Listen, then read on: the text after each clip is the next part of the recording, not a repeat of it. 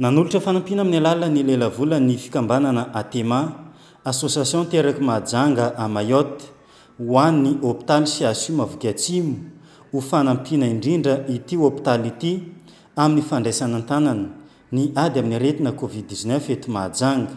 Ny maraina teo no nandraisana ity fanomezana ity ka ny solotena ny fikambanana eto Mahajanga no nanolotra izany teo anatria ny DAF sy ny DAT na ny directeur adjoint technique eto amin'ny CHU Mavoky Atsimo. Isan'ireo malagasy mandray anjara amin'ity ady amin'ny Covid-19 ity ihany koa ireo malagasy rehetra monina sy mipetraka any ivelany. Ny fanolorana androany moa zany dia avy amin'ny association Atema izay teraka Mahajanga mipetraka any amin'ny Mayotte, izay soloko tena eto.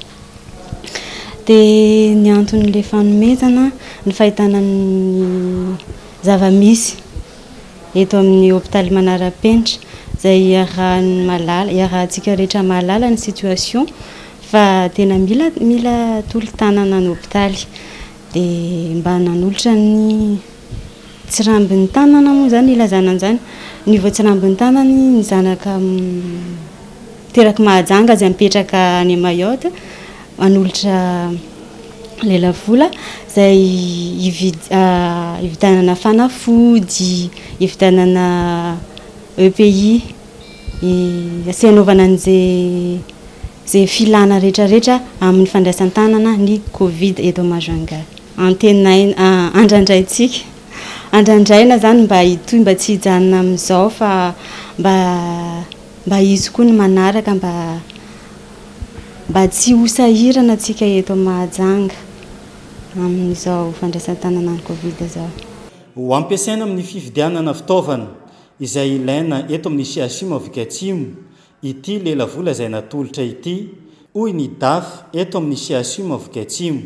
Zaho eto amin'ny CHU Mavoky Atsimo zany dia faly mandray ny tolo-tanana avy any amin'ny association teraka Mahajanga mipetraka any Mayotte izay tena zava-dehibe tokoa ho amin'ny fandraisana tanana ny marary ny Covid-19 satria iaraha malala fa misy ny fahasahiranana matetika mety mitranga eo ny fanomezana omeny fitondram-panjakana fa tena ilaina dia ilaina tokoa ny fifanampiana sy ny tanana miara-mandray amin'ny fitsaboana ireo marary.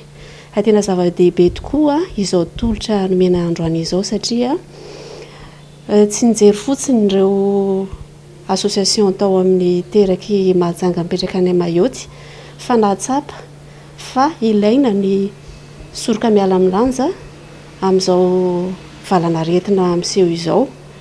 Zava-dehibe ho anay tokoa teo aloha teo satria maro ny olana madinika tokony hovahana hitan'ny zareo izay olan'izay dia nanome izao tolo-tanana izao izy ka isaorana be dia be eram-poeran-tsaina. Ny faniriana dia mbola hitohizan'ny fiara-miasa satria izany no ahafahana mampandroso sy manome fahasitranana ho an'ny marary ato amin'ny hôpitaly. Tsy hijanona hatreo ny fanomezana sy ny tolo-tanana avy amin'ny Atema na ny Association Teraka Mahajanga à Mayotte ho an'ny CHU Mavoky Atsimo amin'ny fandraisana an-tanana ny ady amin'ity aretina Covid-19 ity.